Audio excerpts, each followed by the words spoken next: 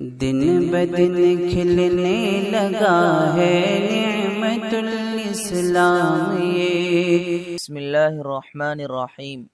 صرف 5 منٹ کا مدرسہ قرآن و حدیث کی روشنی میں 202واں دن 22 رجب المرجب۔ نمبر 1، اسلامی تاریخ۔ حضرت ابن عباس رضی اللہ عنہ کے علم حاصل کرنے کا شوق۔ حضرت عبداللہ بن عباس رضی اللہ عنہ کے اندر علم حاصل کرنے کا شوق کوٹ اوٹ کر بھرا ہوا تھا۔ وہ اپنے ذوق و شوق کا حال خود بیان فرماتے ہیں کہ رسول اللہ صلی اللہ علیہ وسلم کے انتقال کے بعد میں نے ایک انصاری صحابی رضی اللہ عنہ سے کہا، آج صحابہ رضی اللہ عنہم کی بڑی جماعت موجود ہے، آؤ ان سے پوچھ کر قرآن و حدیث جمع کر لے۔ وہ ہمت نہ کر سکے، مگر میں علم حاصل کرنے کے پیچھے پڑ گیا۔ میں ایک ایک کے پاس جاتا اور ان سے علم حاصل کرتا۔ اگر وہ لوگ اپنے گھر میں آرام کر رہے ہوتے تو میں ان کے دروازے کی چوکھٹ پر سر رکھ کر لیٹ جاتا اور ہوا کی وجہ سے مٹی مجھ پر پڑتی رہتی۔ وہ صحابی رضی اللہ عنہ جب آرام سے فارغ ہو کر باہر آتے تو میں ان سے علم حاصل کرتا۔ وہ کہتے، آپ تو حضور صلی اللہ علیہ وسلم کے چچا زاد بھائی ہیں، مجھے کیوں نہ بلا لیا؟ میں کہتا، میں طالب علم ہوں، اس لیے میرا آپ کے پاس آنا زیادہ مناسب ہے۔ اس طرح تفسیر و حدیث کا بہت بڑا ذخیرہ میں نے جمع کر لیا اور لوگ میرے پاس علم حاصل کرنے کے لیے آنے لگے۔ نمبر 2، حضور صلی اللہ علیہ وسلم کا معجزہ۔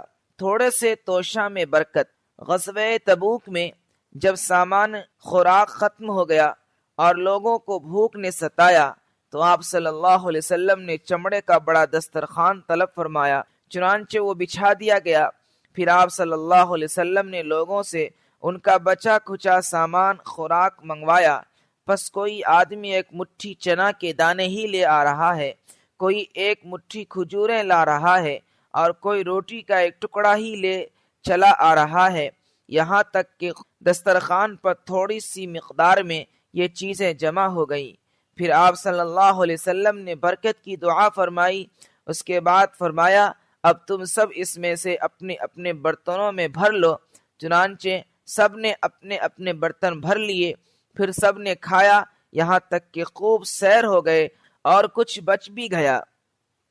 نمبر 3، ایک فرض کے بارے میں، داڑھی رکھنا۔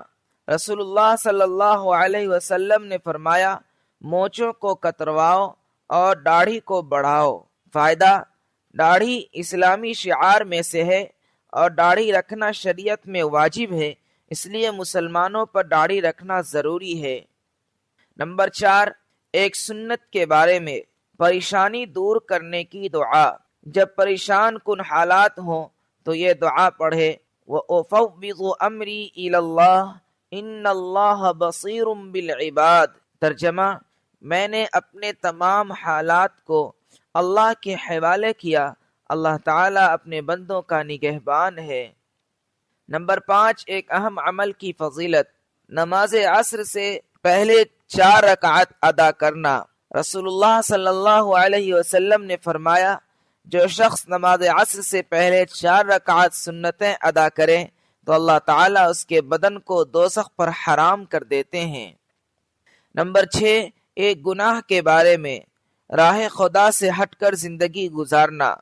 قرآن میں اللہ تعالیٰ فرماتا ہے، جو لوگ اپنی خواہشات کی پیروی کر کے اللہ تعالیٰ کے راستے سے بھٹکتے ہیں اس کے لیے سخت دردناک عذاب ہے، اس لیے کہ وہ حساب کے دن کو بھولے ہوئے ہیں۔ نمبر 7، دنیا کے بارے میں، نافرمان قوموں کی ہلاکت کی وجہ۔ قرآن میں اللہ تعالیٰ فرماتا ہے، ہم نے ایسی کتنی بستیوں کو ہلاک کر ڈالا جن کے رہنے والے اپنے سامان عیش پر فخر کیا کرتے تھے، اب ان کے یہ مکانات پڑے ہوئے ہیں جن کو ہلاک ہونے کے بعد سے اب تک بسنا نصیب نہیں ہوا مگر بہت تھوڑی دیر کے لیے، آخرکار ہم ہی ان کے وارث ہوئے۔ فائدہ، آیت سے معلوم ہوا دنیا کے ساز و سامان پر نہیں اترانا چاہیے، کیونکہ اللہ تعالیٰ اس کو بھی کبھی ہم سے چھین سکتے ہیں، جیسے کہ ہم سے پہلے کتنے ہی عالیشان مکانات کو تباہ کر دیا اور آج اس کا نام و نشان بھی باقی نہیں رہا۔ نمبر 8، آخرت کے بارے میں ادنا درجہ کا جنتی۔